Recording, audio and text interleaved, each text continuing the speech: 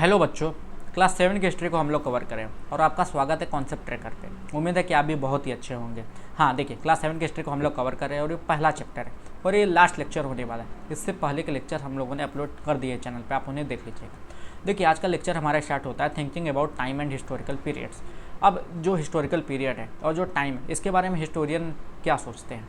Historical period का क्या मतलब होता है? देखिए, जैसे कि बहुत लंबा अंतराल है। हम लोग जैसे पहले ही बात कर रहे हैं कि 1000 साल का समय है, हाँ, और हिस्ट्री तो बहुत पुराना है। तो अगर इनको हम लोग छोटे छोटे बांट कर पढ़ना स्टार्ट कर दें तो हमारे लिए बहुत ही आसान हो जाता है। अब होता क्या है, historian do not see time as just a passing of hour. अब जो हिस्टोरियंस होते हैं, ऐसा नहीं कि वो लोग टाइम बीतता जा रहा है तो टाइम को ये लोग आवर्स में, डेज में या ईयर्स में काउंट करते हैं या फिर क्लॉक या कैलेंडर में काउंट करते हैं। देखिए, इनका जो है टाइम को देखने का नज़रिया थोड़ा अलग होता है। Time also reflects changes in social and economic organisation. समय के साथ क्या होता है, समय ये भी दिखाता है कि कैसे कैसे सोशल और इकोनॉमिक ऑर्गेनाइजेशन में उनमें हमारे पास बहुत ही चेंजेस हुए हैं, क्या बदलाव हुए हैं। In the persistent transformation of ideas and belief, लोगों के आइडियाज़ में और लोगों के बिलीफ में, लोगों के विश्वास में क्या क्या चेंजेस हुए, ये हमें समय बताता है। The study of time is made somewhat easier. वही बात है कि समय को अगर हम लोगों को पढ़ना है तो हम लोगों को इसको पीरियड्स में बांटना पड़ता है। पीरियड्स का मतलब होता है छोटे छोटे अंतराल में बांट देते हैं। जैसे आप स्कूल में जाते हैं तो पहला घंटा अगर आपको मैथ्स पढ़ाया जाता है, फिर इंग्लिश पढ़ाया जाता है, तो पीरियड होता है ना, पीरियड 1 पीरियड 2। ऐसे ही समय को भी हम लोग बांट के पढ़ते हैं history. In the middle of the 19th century British historian divided the history of India to 3 period. देखिए, ये बहुत पहले से हम लोग बात करें कि जो ब्रिटिश हिस्टोरियन थे उन लोगों ने इंडिया के जो हिस्ट्री है इसको 3 पार्ट में डिवाइड कर दिया, हिंदू, मुस्लिम और ब्रिटिश में। मतलब ये टाइम को इन लोगों ने 3 भाग में डिवाइड कर दिया हिस्ट्री पढ़ाने के लिए। This division was based on the idea that the religion of rulers were the only important historical change and that there were no other significant developments in the economy, society और culture. अब जब इन लोगों ने हिंदू, मुस्लिम और British में इनको भारत के जो टाइम पीरियड है इसको बांट दिया, तो इसका ये मतलब है कि ये लोग सिर्फ राजा महाराजा के बारे में बात करना चाह रहे हैं और उसके अलावा जो भी हमारे यहाँ इकोनॉमिकल या फिर क्या नाम है कि हिस्टोरिकल चेंज हुए हैं, जो डेवलपमेंट हुए हैं, इनके बारे में ये लोग बिल्कुल बात नहीं करना चाहते और ऐसा हुआ भी। Such division also ignore the rich diversity of the subcontinent. जो ऐसा डिवीजन है ना, ये हमारा जो सब कॉन्टिनेंट है, हमारा जो इंडियन सब कॉन्टिनेंट है, इसमें बहुत ही ज़्यादा डाइवर्सिटी है। डाइवर्सिटी का मतलब होता है कि विविधता। अब देखिए, जैसे भारत को क्या कहते हैं, अनेकता में एकता का देश।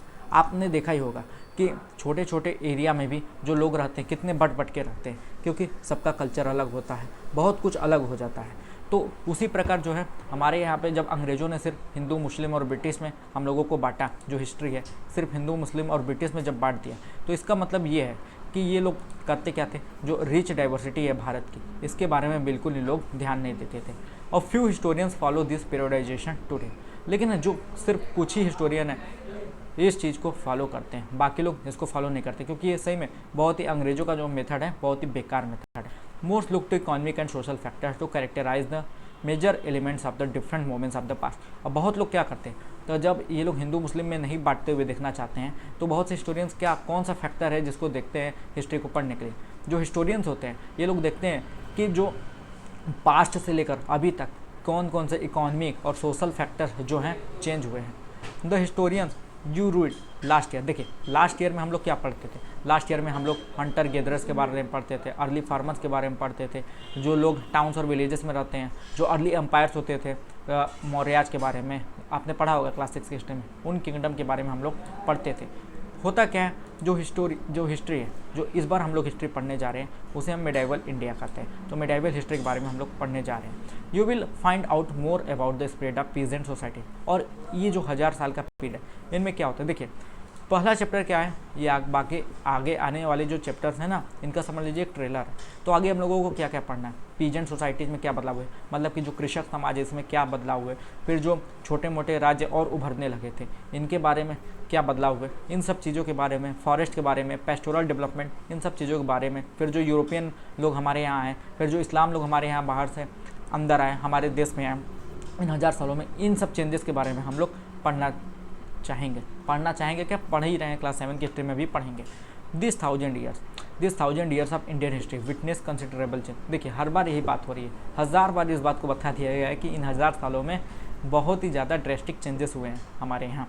After all the 16th and 18th century were quite different from the 8th और द 11th। अब देखिए, अब जाहिर सी बात है बहुत ज़्यादा समय बीत चुका है, तो जो 16th और 18th सेंचुरी है अगर आप उसको कंपैरिजन करें 8th और 11th सेंचुरी से तो बहुत बदल चुका है। Therefore describing the entire period as one historical unit. अब देखिए, अब किसी भी हिस्टोरिकल इवेंट है उसको सिर्फ एक हिस्टोरिकल यूनिट के रूप में अगर हम लोग डिवाइड करके पढ़ें तो ये हमारे लिए बिल्कुल ही प्रॉब्लम खड़ा कर देगा, आसान नहीं होगा। इसीलिए हम लोग मिडाइवल पीरियड इसलिए बता दे रहे हैं। फिर हम लोगों ने इसको बांट दिया मिडाइवल पीरियड, फिर इसको बांट दिया मॉडर्न पीरियड। अब मॉडर्न क्या मतलब होता है? मॉडर्निटी का मतलब ये होता है कि जब हम बहुत ज़्यादा एडवांस हो जा रहे हैं, टेक्नोलॉजिकल एडवांस हो जा रहे हैं, इंटेलेक्चुअल एडवांसमेंट हमारा हो जा रहा है, तो इसका मतलब ये है। तो अंग्रेजों ने कहा कि ये मॉडर्न इंडिया, जब वो लोग आए तो ब्रिटिश इंडिया को इन लोगों ने ये भी कहा कि ये मॉडर्न इंडिया है। मॉडर्न इंडिया का ये सेंस हो रहा है कि मतलब कि जो मिडाइवल पीरियड है या फिर जो पुराना पीरियड है, एंशिएंट इंडिया है, उनमें कुछ बदलाव भी नहीं हुए थे। क्या हम लोग बिल्कुल गरीब थे? ऐसा तो नहीं था। देखिए, अब ये हिस्टोरियन हमारे पास, सॉरी हिस्टोरियन है, ये ब्रिटिश हमारे पास आए ही क्यों थे?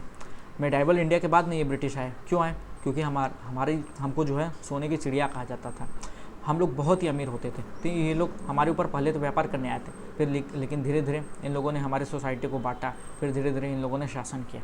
During this 1000 years the societies of the subcontinent were transferred often and economics in several regions reach the level of prosperity that attracted the interest of European trading companies. वही बात है, हम लोग इतने अमीर थे कि जो यूरोप की ट्रेडिंग कंपनीज होती थी वो हमसे व्यापार करने के लिए उतावली रहती थी।